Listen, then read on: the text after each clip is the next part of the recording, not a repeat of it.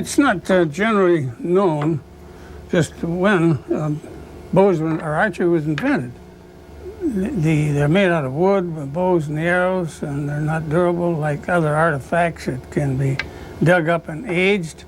But the best guess that we've been able to come up with is some 50,000 years ago. How they were invented or who invented them, we don't know, but we think maybe the little bow, the little bent stick with the string on it that was used to spin the little drill to make fire might have given the idea to somebody. It may even be that the little drill thing got misused and that the bow shot the arrow or the little drill out of it, and the idea came that way. It seems logical that that might have been the way it was done. Chinese made a bow.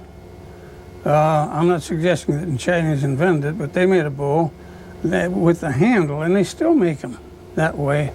They only make ceremonial bows nowadays, but the handle was about a third of the way up from the center, from the bottom of the bow, from the lower end of the bow. And our best guess on that is that the first bow was maybe a sprout from a tree or a stump, and that they put a string on it, and because it was thicker and heavier at the bottom, they had to hold it lower. And that may have suggested that all bows had to be built that way, because they still do it, but only, I think, for ceremonial effects they use. At least the modern archers use the kind of equipment we use now. The first bows, and the bows the English used, made history with them, were made out of yew, and they looked very much like this. They were narrow, they were flat in the back. The yew wood that they used, and this is a yew wood bow, it's a very springy material, and I think it came mostly from Spain. They didn't have any or very little yew in England, but this wood was available to them. And the bows were made, and they were crowned on the compression side, on the inside. And I don't know why it took so long, but it's only just 50 years ago that we discovered if that section were flat and the limb were wider, the bows would be much more durable. They wouldn't break so often because the stresses would be spread evenly.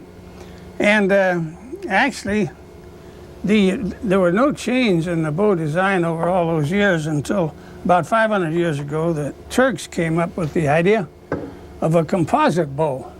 And this, you may not seem like a bow, but it is.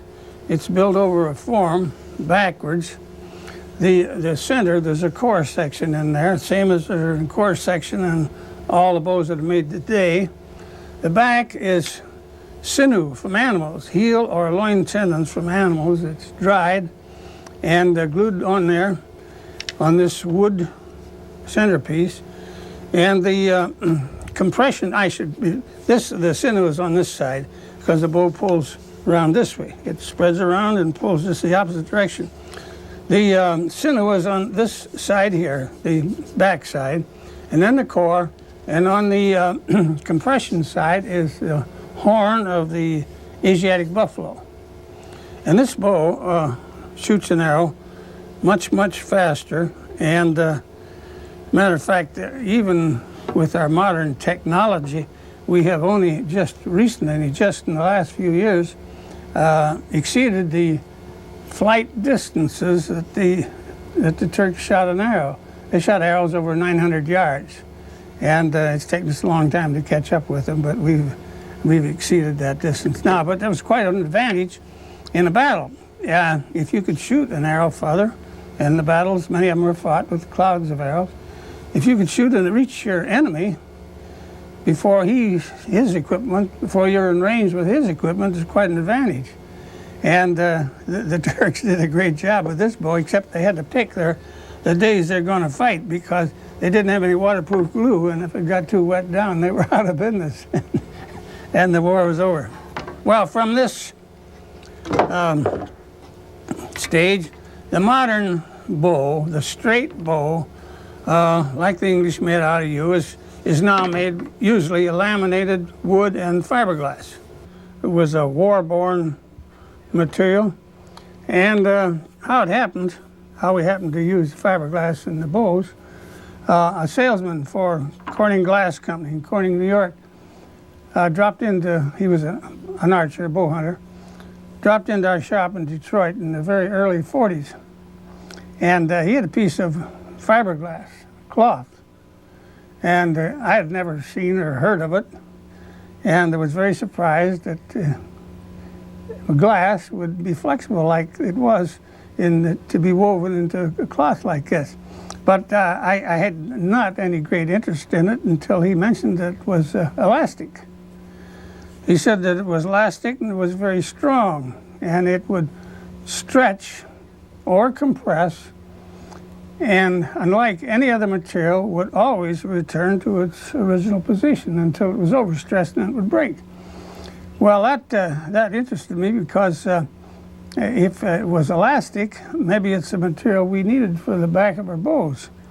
And so I asked him if he'd send me some of the cloth when he got back, and he said he would, which he did. And we were at that time doing some work for Chrysler, and we knew their head chemist there, whose name was Don Swayze, who had developed a cement or glue for bonding or gluing rubber to metal. First time it ever was heard of, and it was used to make rubber motor mounts so that the vibrations of the engine would not be transmitted to the frame. And of course, all motor mounts are made like that now. Well, I took this glass, and he'd invented this, they called it a cycle weld cement. 5509 was the name of it. I took this fiberglass cloth over to Don Swayze and said, can you coat this with your cycle weld cement and lay 3 or 4 layers together and cure it in the press? Cured at 325 degrees. And he said, yeah, sure. So he made us the first fiberglass bow material. We put it on some bows, and we found out that it worked fine on the extension side. It was a glass cloth, of course. It worked fine, did a beautiful job, made the bow unbreakable, but it was too strong for the, on the compression side, the belly side, it wouldn't take it because it was a cloth, and the little fibers being bent like that would kink and break. So, but it was a good backing material, and but it was too strong, and it chrysaled the wood. It checked the wood. The wood wouldn't take the compression. So then, for what is a great backing material, and for about a year, we put aluminum on the face of it. And here's a bow with that aluminum on it. The aluminum was stronger. We cemented to it with the cycle weld cement, and it did a pretty good job. It stayed straight and took did the job it was supposed to do. But in the meantime, we got fiberglass thread or yarn and wrapped it on a wheel and cured it while it was turning to get a unidirectional glass where we didn't have to use the cloth. All the fibers were running in the same direction. And we got that on the bow, and we found that did the job. So here's the bow with the glass on both sides, and that's the way practically all of the bows have been made in the last 30 years. And it did a great job because to the industry, if you wanted a good bow up until this time, till fiberglass was available, you had to seek out a fellow who probably had a workbench in his basement and had a natural ability as a craftsman and an eye for beauty. You had to get a hold of him if you wanted a real good bow, and say, hey, how about making me a bow? Well, he said, yeah, I'll make you a bow. And maybe sometimes he would say, well, you want to pick out the billets? We're talking about the U-bow, of course. We also did the same thing with Osage Orange. maybe he had some billets there, and you could pick the billets out like you'd pick out the grain for a gun stock. And he'd make your bow in maybe 2 or 3 weeks or months. You would get it. And it was rather expensive. And its life was questionable because you never knew when they're going to break. Well, and to get the yew material, there were people out in the West. Yew came mostly from Oregon, up in the high mountains. The best of the yew came at the higher altitudes, and there were people who would, with a pack sack and a lunch kit, maybe even a tent, walk around those mountains looking for a yew tree that had a long enough section in it to make a half a bow. Bows, all the good bows were made in billets that were only half the length. They're fishtail spliced in the middle. It was very difficult to get a piece 6 feet long without flaws in it. One of the problems was the yew wood has a berry on it, and the bears like the berries, and when they climb a yew tree to get the berries, they usually tear the sapwood up with their claws sliding down. So that was one of the problems, and the source of the wood was very questionable. So finally, when fiberglass came along, you could work it with a micrometer. You didn't have to follow the grain. And you took a couple pieces of maple and glued it on the outside, and you had a bow that you could put into production. And for the first time in history, we had a bow that we could sell to the dealer at a discount, so he could make a little money, and he had it available to the consumer. And it's really one of the things that caused the rapid growth in archery and bow hunting that we've been going through in the last 30 years. The availability of good equipment at a reasonable price from sporting good dealers. The glass bow is very, very durable, much more durable than anything we had in the past. And as I said, that's one of the reasons for the popularity of bow hunting today. Not too long ago, it was discovered, well, actually the Turks discovered it, that if you curved the end of the bow limbs, the bow would be smoother to draw. It wouldn't tighten up so fast in the back end, and it would shoot an arrow faster. So we began to make bows, and this is only in the early 30s that we began to make bows with a, what do you call, a recurve. And this is a non-working recurve. It's stiff. And the way that it pulls and creates, gives it better speed, is because as you pull it back, the bow becomes longer. As the string leaves this recurve section here, the bow becomes longer, and that makes the weight pulling less at the back end of the draw. And then, not too long ago, we began making the bow, like many of them are made today, with a working recurve. This has the maple core and the fiberglass on both sides, and this does a better job of smoothing up the back end of the draw and gives you more speed to the arrow. That pretty much covers the bows of today, the conventional bows of today. And the next step, the biggest thing that's happened in archery in a great many years, is the compound bow. And that's the bows with the wheels on the ends and the cables. The handle is usually magnesium, could be wood. The limbs are usually laminated like the conventional longbow, but could also be solid fiberglass. We have cams or eccentrics on the end here, and what they do is on every other type of bow, it gets heavier as you pull it back. This bow, it gets easier as you pull it back by as much as 50%. So you can have a 50-pound bow that pulls 50 pounds up here, and when you get back to full draw, to the length of the arrow, it drops off to 25 pounds, and it's quite an advantage because it's very easy to hold 25 pounds as against holding 50 pounds while you're aiming. And so this bow is, the compound bow is taking over, and about 9 out of 10 of the bows that are sold and used today are made like this. It's interesting to note that the fiberglass technology the actual ability of preparing the fiberglass yarn to its job that it needs to do in the bow was developed by those of us here at Bear Archery quite a few years ago in the days of the conventional bow. The stresses in the compound bow, the bow with the wheels and the cams, are very high. And without this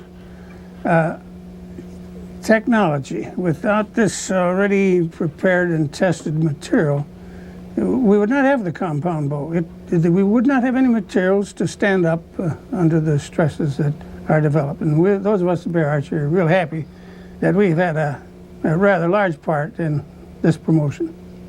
In the heavy bows that are used for hunting, which are usually 50 pounds or more, the fact that the weight drops off and to maybe 50% or 30 or 40% and is easier to hold reminds me of a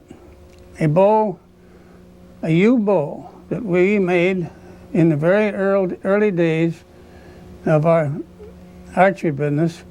I had a stave, a beautiful yew stave, full-length 6-foot stave that Art Young had given me. And I had a bowyer by the name of Nell Scrumley, and we would occasionally take that stave and look at it and kind of sort of study it like you might look at a diamond that you're going to cut. The stave was valuable because it was so beautiful, and it had extra value because it was given to me by Art Young. So after a couple of years of fooling around, and we finally got a bow made, and the bow turned out to be 85 pounds. Well, 85 pounds is a lot of bow, and when a yew wood is finished, yew wood bow is finished, and you put a string on it and weigh it, whatever that weight is, if the bow is properly tillered and nicely made, that's the weight it should stay at. But 85 pounds was entirely too heavy, and I first gave it to a friend of mine who lived up in West Branch. He was a real husky woodsman, outdoorsman, and he shot it for a while, and then it wound up in the hands of a fellow over on the east side of Michigan. I've forgotten his name. And he went hunting with it, went deer hunting with it one day, and he saw a beautiful buck coming at an angle. I'm going to pass him real close, and he was going to get a good shot. So he waited till the deer's head was behind a big tree, and then he pulled his bow back. Well, the deer stopped. And he said, I didn't know. He said it was so heavy I couldn't hold it. But he said, I knew if I let it down, I couldn't get it back again. So I never did get the rest of the story, but he didn't get the deer, and that was one of the problems that we had with heavy bows that is eliminated by the use of the compound bow. You're holding a much lighter weight. And if the deer stopped his head behind the tree, you can always wait. Again, referring to our early days in Detroit, where our business began in 1933, the Belgians, quite a number of people from Belgium in Detroit at that time, there still are, yes, they in the old country used to have popinjay shoots. It was a big pole, went way up in the air and had arms on it, and the arms had little pointed spikes on it, and they'd make a little bird out of a wooden clothespin. They'd drill a hole through it and put it on there, and we'd put some bird feathers on it, make it look like a bird, and you stood under the pole and shot straight up with an arrow that had a head on it about an inch in diameter. The head was made out of Asiatic buffalo horn. And that really was not so much an archery shooting match, more of a drinking match, because you got one shot. You drew a number when you registered. You drew a number, and there might be 50 shooters. Maybe there's 100 shooters, a big tournament. And when your number came up, you got out there and you shot an arrow. And then you didn't get turned again until everybody else had shot an arrow. In the meantime, there was usually a keg there, and it was quite an affair. Well, in Detroit, we couldn't, they had horizontal archery ranges. Popinjay was the name of it. That's what they call the birds, a popinjay. It was a jaybird. And they shot horizontally in Detroit, indoors. And there was a range there. I think the name of it was the Green Tavern. And they had this range downstairs. And the upstairs was a bar. And you also threw darts up there. And it was quite a deal. Well, their bows, made in Belgium, were laminated bows made of 3 different kind of woods.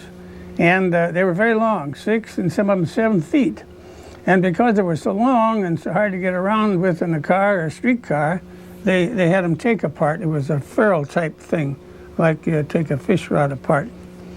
Well, on a trip I made to Alaska with the conventional longbow that I had to check as baggage along with my other gear, I took a flight nonstop, Chicago to Anchorage, and I got off the plane, but my archery equipment didn't. And the stop in Anchorage was for fuel, and my hunt was a fly-in hunt, and I'm being left-handed. There were no other left-handers in the party, and I found those moose pretty hard to kill with rocks, so I determined that I would make a bow that could be taken apart and put in a small enough case to go under my seat in the airplane. The first attempt was this one here. This is even before the fiberglass thing, because that has a piece of vulcanized fiber on for the backing. And this is a laminated bow like the Belgians use also with hickory. The light wood is hickory in this bow, and this face wood is Osage orange, which is stronger than yew and a harder wood. It also has the solid, non-working recurve. Well, the bow I made, this first design, comes apart like that. It's an iron hook that hooks into a piece of steel that's screwed and glued to the bow. And that was all right, that worked good, except the only advantage was it was a take apart. And if half the bow broke, well, what do? You have to make the whole thing over again and match it up with the other half. And that didn't work out so good. So I finally decided that the handle of the bow, the middle section of the bow, being the major part of the bow and where most of the work was, that if I made a handle and limbs that would slide into it and be fastened into it, it'd be a pretty good deal, and it would be in a real small container, no problem getting it under the seat, and real handy.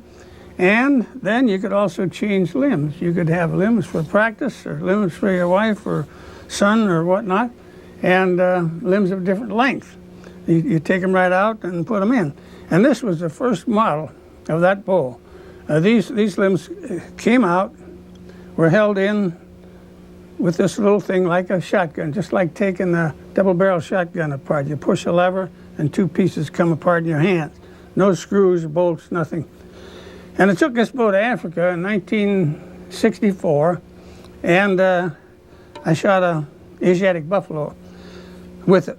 But this system, this socket system, was not right. It was too expensive to make. That was the main thing that was wrong with it.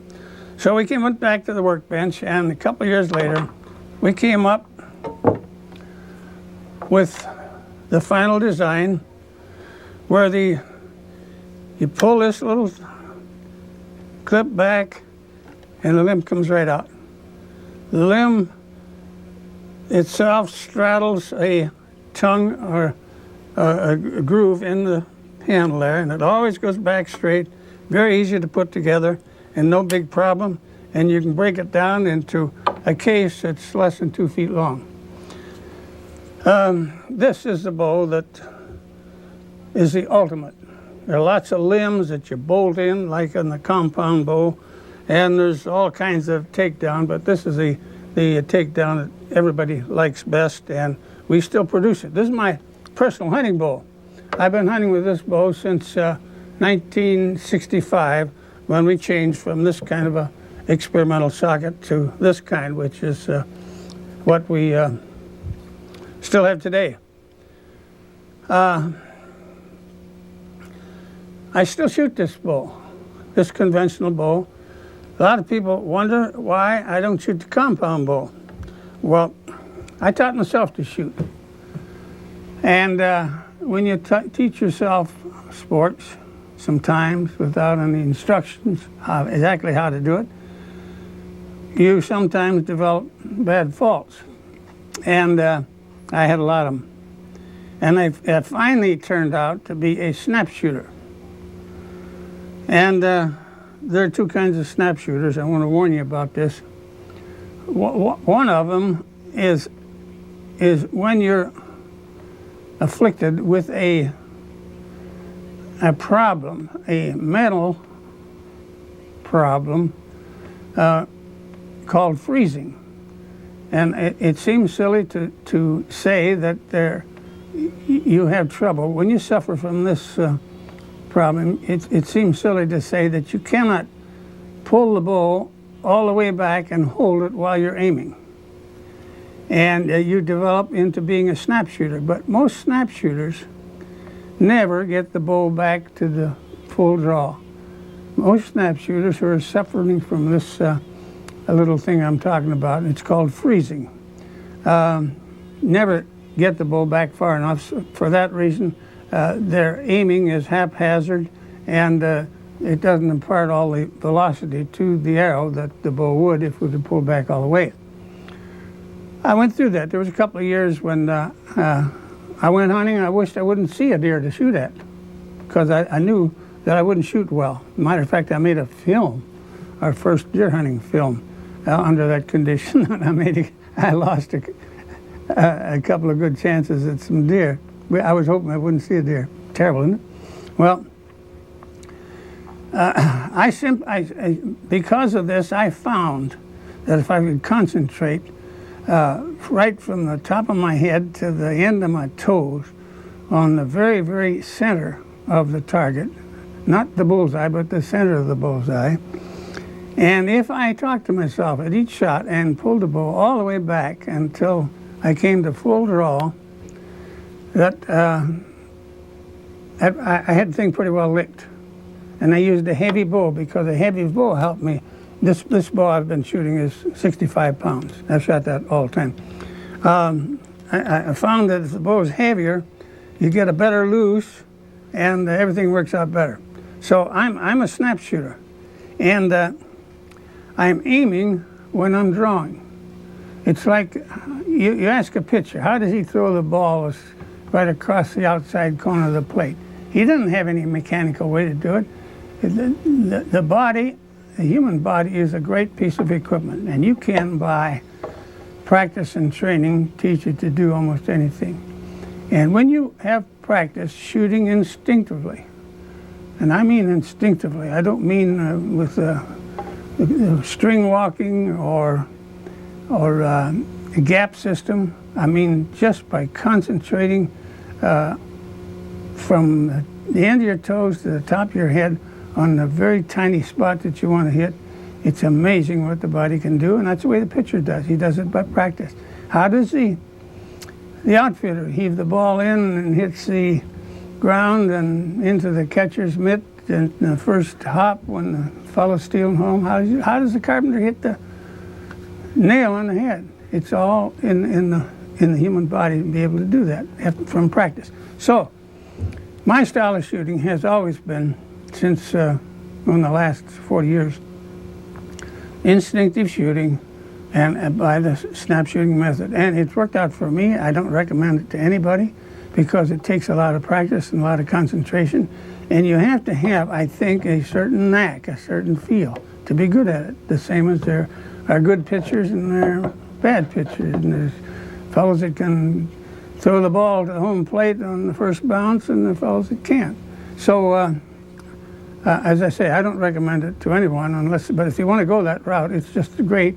And you don't have to even think when you're faced with an animal that you want to shoot at. You don't have to think about it. You just go through it, and after you've made a fine shot, you can't tell anybody how you did it. It just happens.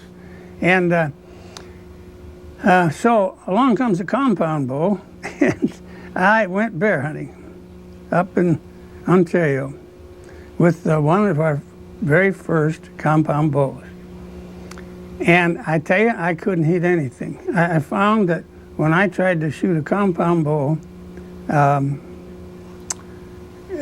snap shooting, when I came over that hump, I'd lost everything. I'd lost the feel. I had no idea where the arrow was going to go. And I tried it for 2 days. And I finally finished the hunt by putting a sight on my bow, on the bow. And I could do a little better, but I cannot shoot a compound bow.